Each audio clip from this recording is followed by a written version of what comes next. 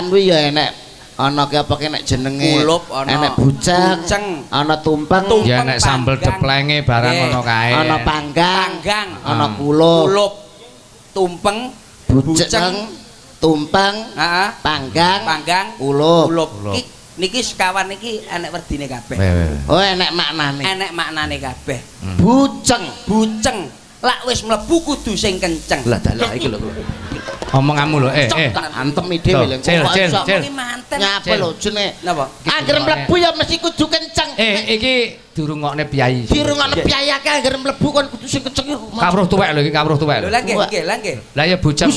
Pareng omongan rusuh-rusuh. Rusuh dijengkulmu motor. Lah mlebu kudu sing kenceng ora kenceng lak kaya wong ngecet. Lho, ora ning ngono aku ki ngomongi manten lho Mas ki ora ngomongi sembarang lak ngomongi lho. Mlebu kenceng iki kudune manten lanang karo manten wedok ki kenceng niate. Nah, ape urip dadi siji